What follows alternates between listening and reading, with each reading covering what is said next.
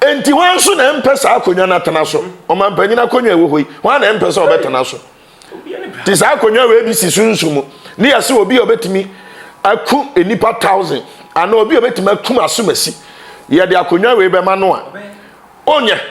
obeya akoji sa tumi no tinkofu bebere ho a adwo me ka no kra kire ukọ spiritual realm a poso manya nyina no eye amanfo moja na ye twa so ye no obi anso sunsumu no mahia we say nana me de we beba nana me so me de we beba because afi bi aso a ukọ nsole bebere kra omoba afode sa na sunsumu so ete abayifo ni hia mu a na afi ko na wie ya omobeba afode afode na omobebo no me pacho enye enwan na omokoyi wo ho enye nkukọ na omobeku wo ho enye nkotre eyeden enipa moja etuwe se na me de nipa mienu beba na me so me de we beba wo so na ya point wo no e na mo na abo life e na hwini wo wona mo awukọ ba nyina no obi de why ne target into here spiritual protection he wo nipa bia wo ni spirit ye mfa enikan say woni nam ho say nyame kura e na de sa destiny no e de ama ona de aba wiase a e wo so bibua because even Jesus Christ nyankopon de ne ba so magi wiase nyina nanso bra Herod e pe na kunu no ye de ne yeden ya fene nyane ade nti no ya age nkwane ye de ni dwane wo tena ho a obi be ma do hyebere akọhye fo ma dwome ka no kore kofo bebre ho a no mo ye nipa kese no mo ye nipa titiri na o sen ko mbedi ye wa asase so nanso enkofo bi agye omo kwan I just said, I feel make us say accident. I would be brebe and their costume. I say, you know, I don't know about what city. Because accident, I would do a costume. Beyond for not doing costume. Oh, when you soon, one no man. You better make us say, and my battle was going to send on my city and send it.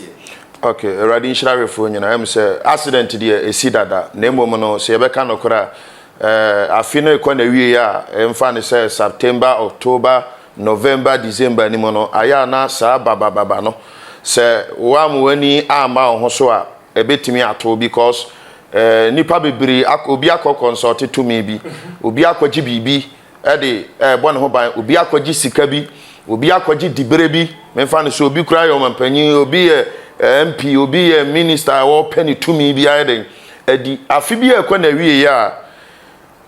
obi bia odan to me bia no owo aseda ode kwa akoma na spirit owo abuade a ode koye ode kodase enti se edu sa atam no na se bi nyankopon bambo bi ni wo so na nyame to me bi ni wachi a wonam ho na nso no wawu obi de obey ne sacrifice anaso obi de obey ne rituals so ahono enti na afi ko na wieye bia na sunsum no obi wo ho so asabi wotewa a wo ko beifuo bi nso wo fi a ono so sabi said ya wo plan say Christmas ebi abeko Dubai akodi Christmas won so beto dwan bi ana aponchi bi de adi no sa na won so obi de wadane aponchi eni ni dwan wo sunsun ba wunim afi beso a yes okay so what you say enti obi wo na me chere so obi wo ha wo no wo plan I hope say afi ko na wie ya obi e plan obi timi ka so oh Christmas we de mebo modin ato dwan na se na ntwe na me de adi sa na won so a wo na mo a wo koba no won so bi de why any target send ya wo de odwan bi ene aponchi bi aye target no tinkofo bebre wa me ka no kra kire omo na mo koba o ba sunsun mo no ya ton ma wi dada ebi won so omo na mo koba ba for save omo ho so what you say na ade bi ade for save so abo ho bia no so wo na wo pa wo ye den so na to eti spiritually no se afi ko na wi ya wo ko spiritual yawo me fa ne se physical kra no ba bi e ton na ntwie enwan ene nkokọ ne ade no ebi wa hu se moa ne go bebre no wo be hu se odwan ne ya kyekyere ni aponche na bowe na nso be wura spiritually no na enipa fa oti ase enkofo bebre ho a abaifo timi twe omo kra ekọhye sa amu anim ye ton omo ne ye de omo kra akọhye ebi a omo ton enwan no go bebre ni na ntwie no ye de kra akọhyem na ya kan gusu se so bi beto sa aboa no na wo twa aboa ni ti a wo kra wo so what you say enti nwa bebre ye ton eni mponchi bebre no me ka no kra kire wo se nyame bie wani na sa wo hwe obi wo ha asabi odafo bi ni amantam no ho ye de ne sene enti se afini ko na wie ya de ma accident esisi bebre ni say ye wa honhom bi wo ho a omo no ade omo demand nko na e blood so what you say blood e no omo demand eti saa honhom ni bi no obi akwaje ni tumi bi obi akwaje bibi ade abehye ho a odi ye ni sika ni odi pe ni sika obi nso pe dibere bi a wakodan spirit bi sa obua me a me nso me yesi ama obi nso wo a spirit ne nso akasa me yesi de mawa ebi afi bi ya no me nso me yeden me hia moja ana nipa mienu ana me hia nipa 10 na nipa no nso ayeda agi atum me se cars bebere wo ho cars bebere eye adwuma ko ba nyina no spiritually nyambe bie wani no na enkofuo omo to saa cars na eye adwuma no bebere wo ho a omu eti hye baabi enti oma ya ade ne de awura wenim kanim se kan bi hwewo na enipa ewu a na ni sika ye den eba wonso sabi wunim wakọ akọtena kan ni mu se wo kọ ha etubo se nyame bambo ni uso a na wo na ma na wonso wakọ akọwura saa kan ni mu bi na gbiran ne ya faw ne ye do wa ye den ye do wa ye ritual nkofo bebere na mo a nyame protection bi anu o mo abrabom o mo ne na wiase keke o ma yete sa akokoba akoko timi china at any time enti wiase ne da bia me kan sem bi se sadi ehu wiase na ye ne na mo ne yekoba no ajo enye sa na tie o wiase ehu enti na o kan Bible Ephesians 6:12 or say we are not wrestling against flesh and blood but against principalities, powers, spiritual wickedness. It is on a wiase now see hwi ni ho na ade oni na mu a me kan okra kire so obi do beba afode ama ne bosom obi do beba afode e de ama ne tumi ngokre na me ka kire entubo wu se nkofo bebra ye saade no wakoje saade no me pese adwuma ne koso e na ade bia nso a wanfa nyame kwan so a wo pene hyehyehye e pene gidigidi bia no e demand blood what you say enti obi wo wa obeye saade no no watokas be 2 3 na sikwa so na ye adwuma na ekoba enti no sunsum no obefa nipa ni bi wom through accident enti ka ne hwe wa gbenan saade na okoye na spirit ni so obefa nipa 10 ana 20 no ansana ni sika na yeden aba no ka ne hwe wa sika beba rough ka ne bo ho nipa wu ya moja hwe egu no na sika ne yeden eba enti nkofo bebre ho adwo me ka no kra kire wo se bebre ho musika o manya nyina nkofo moja nyese ni nyina o but una wiase one na wiase we one na mokwa wa bra won fa wonansi fom na won panyame akwankire bi ni nyame tumi bi mo ho ban ye nante wiase wiase tumi mienu na di wiase so ebonsam tumi ni nyame tumi enti wa utin hye nyame tumi ase wo so so a utin hye na woni na mu saa so obi pe tumi anaso obi pe moja bi obi pe obi di abona fode ya team abefa tuba hu obi na ka ko bo obi no nipa na wu ebi wo ha enye nipa na wawu no obi wo kra na nipa na wawu no ebi ya ton no ye refosi abona ho ye kunu osunsum dada aka kwan ya beden ebefa so ode beden ode beko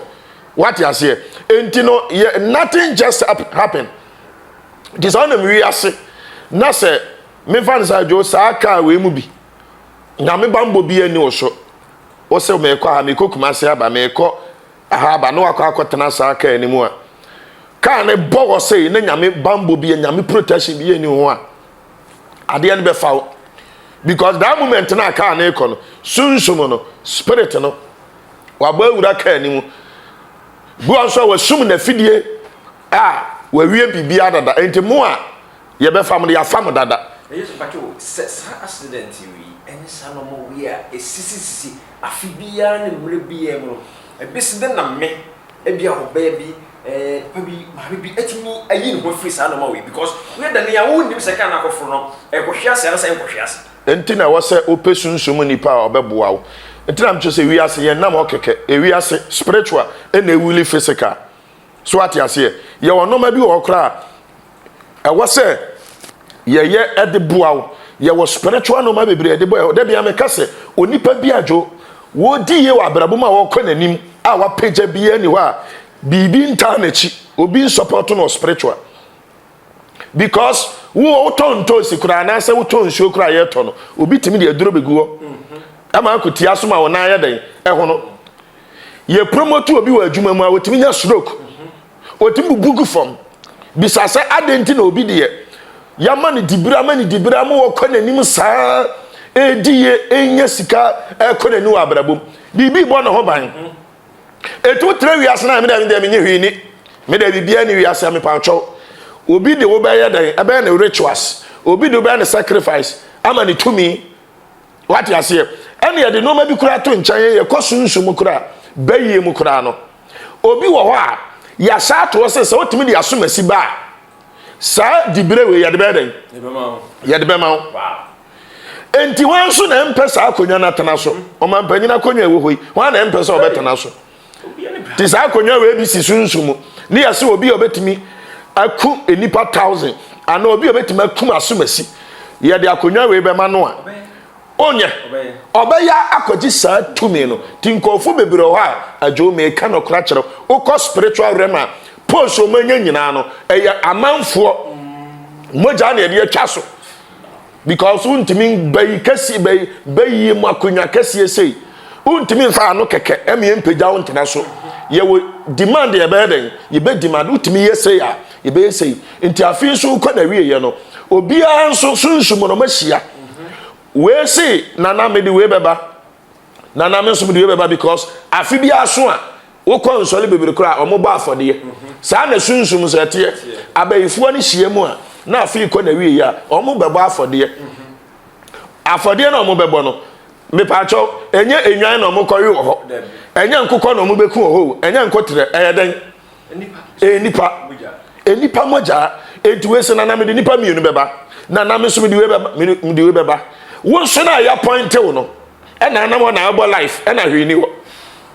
wona mo awukọ ba nyina no obi de why the target into here spiritual protection hey woni pa bia woni spiritual protection no untumi nye ye da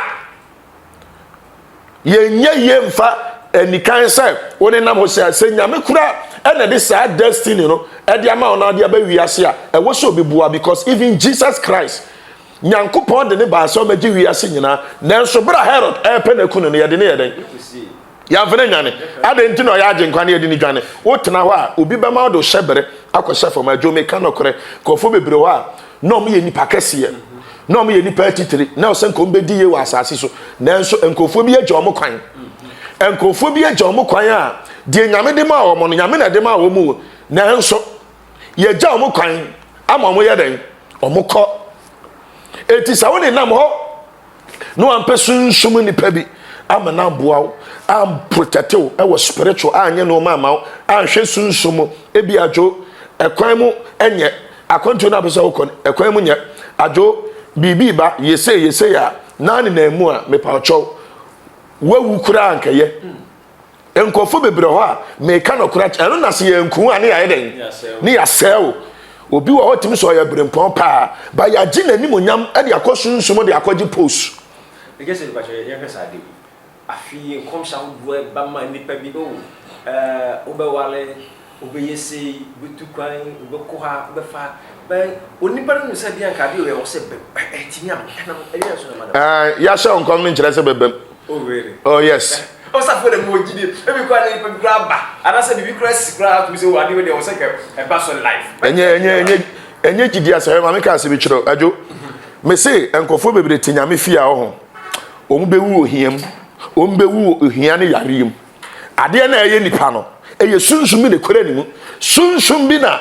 ede saade na nimonyam ne niwe na kwaji tumi e wo sunsum ana wo bre ana nso to na osofo de na no fa ho nyame be ye yale ne de be kọ nyame ne yale safu ade ne nsuso sunsum ne kore wakọ hospital wanu maduro waye bia enya den enye yi ana nso de wanu fa no ye wade bi wo ampanyimfo se de nsan ye no wodi nsuo ye enyeyi ana ba bia so de ade no to no so wan fa nto a efrito ye wade bi wa anye break and go enye tons enye rebababa come out enye tutuo pay watutuo saa kuma bayifo saa enso ba akokora anya den enwuye enti ya sha wo nkom no nkom se bia ye ho adwuma ene ya sa bo ho ban because ya sha wo nkom no ebia ufia wo free mo na busua na wo free mo no ye nyeye wo ho ye nwale wo ho wa check wo background wa check wo fie hwe de ya wo fa de ya wo maame de ya wo papa enye no abia na de ya wo ye wade bi ye wo na obetu abusua no ebu ya wo apam wo ho ye wo bosom ofie ebu emra ahyede saa no ma we nyina wo fie nti na bible say ye janoma ebone Lamentation 5:7 ye janoma ebone omu ni ho nanso omu bone so akatua na ye dem we jano na ye bone na wo ho ade na wotua so ka abaye apam abaye no me e wo fie etu be gina fa Yesu Kristo se wo kra na waje nkwa no enche se wudi ye o baifuo bi wo fie ono so nya na adwe so memo ere emra bi wo fie ahyede bi wo ho eti saa no ma we adwo se e wo fie na opa ye nhye wo nkom wo wi ase nyina se one delay with saade no a ebe fight o ma me mfa obi de any example Gideon Bible Gideon pa obi anyame nsa wo no so a wo ye nyame nipa okokun bi anu ade no alusu okokun bi anu alusu one day teso akokun alusu ama wo dare ba bi edwen no ade nyame bofo be ni ho adi kire se Gideon ewrade kan ho se bofo mani brabere no enkasa asam ne nkyereme se kan nyame ka me ho a ka babra boni nyame ka me ho a enka se na me kom wose da bi enyi nyame na enka ho nyame de oka ho na emom wo papa fie abosom wo papa fie altars no eno na fight o we are great man of God we are anointed by bibi wo fie ayeden tweno fight no enti ya se wo nkom na ye we no wo be die wo be nya walepa wo be tukwan no na sa sunsum ne apam no na aje wo museko when your battle is from your home you have big problem. So what I say, enti ye sha won kom na obewale oh na obegina oh afi we de ma fi oh afi we de obehu na afi na den na afi frasa we e ko 31st be sin kofo kwa gina asore da maka sa afi we ma fi na do so ye di sunsum na bobra o ajo obi aye direction kitua bi ama na peke ama no obi su gina asore da na yaba enso obrechen asore da makura no kra na make kachiro yemfa nika mobra yemfa wonam nyeye what I say life is about spiritual life don't give you what you deserve but what you fight for what will be will be oh, whatever God has said concerning my life will come to pass you will die in poverty ubewu gofo bebre de o mo shebre ne o mani mo nyama kwa akose fom me na make kachiro so what I say 31st enkom se be pie no ajo on say se abeka no kra enkofo bebre okra ya show my am say kra ma ba mu ede mebua because bia ye shen revival bi ogina se ye shen bi crusade ya ogina se ye shen bi convention ye shen bi na so sa nipa no kra wo say o di nyame achi no ono kra na ebre ono kra na ebre abusa we at the party na just say do and ya ye din ko at the party so with my green chere e da ba ko mo hwin emu and ja e baby yes we use this obi hwe obi ti you come bambo asemi ye e dey na npa frɛ obi ti me aye e dey abone pa e dey na wo kwa beda fa so no biti mi pa na dey akasa ama ono so no what be bia ma ono so akoma dey etimi atone ye okay ewi ase na ye wo no se unim baabi a ukọ baabi na anim ho a je se oye den ubisa okay se unim ho na oye wa adwe se minim won so mekọ aba den obeyira ewa sa na brabo no etie enti no ye wade a ye friend spiritual check up aya me ye say ye hwe ye shebre ajo die enti aya na nanom na omukọ manim na omutimi nyini che no omufre bibi abisa ona na anye bibi keke wo ona na ntu anam okeke but ene no ye fa bibi a normal what you say to okoye bibi kura hwe onhwehwe mu hwe se ade na okoye no ebe ya na enye yi ana se ade na meko ebabu ana se moa ana obe ya meko wale ni ana be ma meko wale ni me wale na ebe ebabu ama na moa ohun na o we de melemu no akofa afro be wie na problem enti medical ya spiritual check up ye wo information ya je a me de ye ne ya hwe wachi ahwe sunsum kura hawo de na di wachi ya hwe wachi o ma me side o papa side ni ehun se ebi ade no efiri ana se firia because obi wa kloti me ba o se eja bi abayfo ha ma dwene pa abayfo ha me nti eja ye check up mam ejo unim se ye bekọ akọ wuram na mehwe no obi wa kra na nya abayfo na ye no guy bi oba me nche wo se abayifo na eye no ba bi okwa yesi ni fi abayifo oba ya me yes spiritual check up no a me hwe mu no se na one oba bi anyem wa anje na oba ne dome no oba ne sise wo eye wo na wo se nya wa wo be bresa wo hu wa brabo no da na ade ni di ni nya wo eti me hwe mu na me hu ye na nyame ma me hu se se na ekoso na me kire nse opanyin oba bi ka kire wo se wo no wonyem o ka kire nse nya wa anye eti before ho beto wo no kone kopa ne chew na je wo ba enye saa ho nto da saa de we sei o de beko baabi sofo be mu akwankere na koto we wo be bregu enso ade ne enye ayi o ye ntini ho se wo hwem abrantie me kire na okwaje ne ba aye oba ya me bom pa ye ma no nyame asase eden ebie ekwan eden edema no nti nye bibia na eye tonso nti ye hwehwem nti se obi pese ye spiritual check up ye information ameje ne ya hwem ye hwema ne ehu se ade ne firi ha de wo fam ne firi ha ne ya ye ho adwuma de ayeden ede ama enye se ye te dase abra ne ama okura so na yankopon na me so aye spiritual soup bia no de wunim dada nyame na beka ho asem but nyame asa de yakoye nim kura different one ye de abakura de ano odene enti enu bi ni oh okay so se de ya koye nim so on senet we spiritual na no we na you anu so ho on say we no e different enye ba ko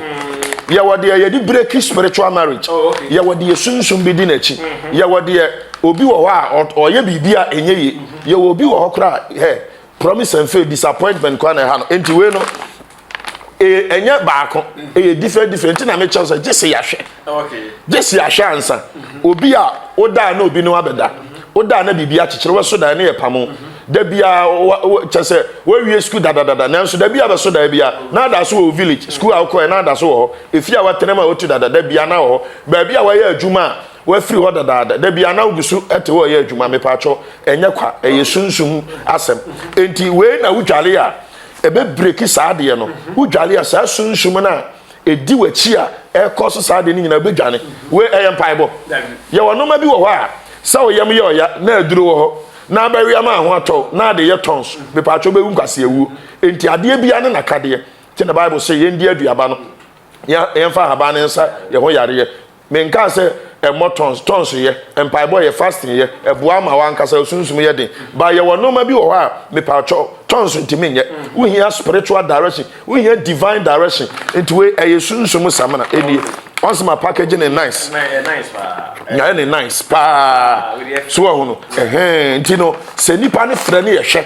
we no hu ne sa na different okay ye wo de breaki ebia we ebi obi abefuo ha no obi a setback and obi a spiritual marriage obi ane ne de na obi opese kwan ye den ebie ma no enti ye hwɛ wi a ne ye hu se we na be den ebeboa wo ana se ye we because me yesunsum ni panti me hwɛ a me de me hu enti onipa bi a waye na adwen se o pa bira bi abo a wo ye serious no ono na won frɛ me se unye serious a no ani mire se obekọ ani mu abrabo ma men frɛ me so ati ase ye obi wo onye serious obesend o message hi na so hi no say hi be pacho sa no ma na yetwam wani abre osi eja the person wo hwɛ me hyebere mam person me hwɛ sunsun mam na wo hwɛ ne ekoso na bi amoa bi wo hɔ a awurade afa so de ayede aboa me eti se nipa no fra ye beje information no ne aye check up no ye wi ade wo bia na maka kere no se na ekoso me number no so eye me WhatsApp we say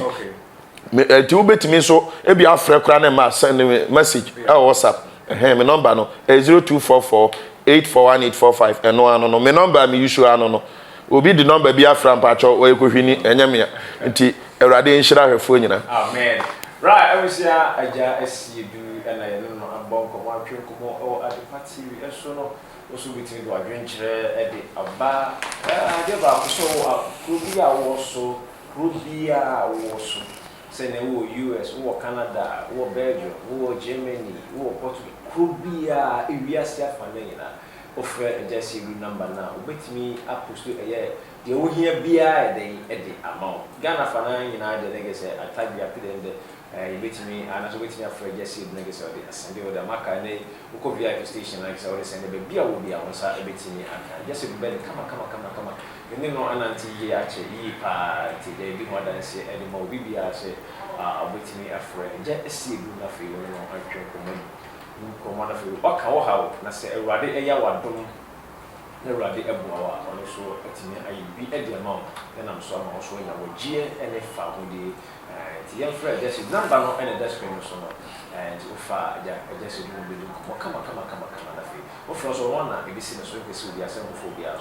I just said to watch away, I didn't come training now, and back again. I said, I am with our would be a person who can any crap to us.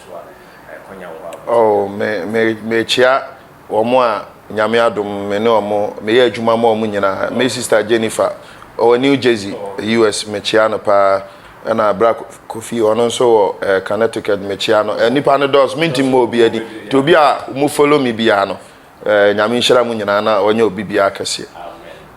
Right, every year, the producer or boy be as usual to be a Kamakama, we done a visit at Jimmy. A Rabia message you swam, there was a shading of what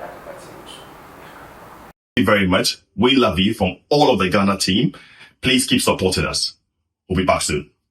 Tap send. Papa no.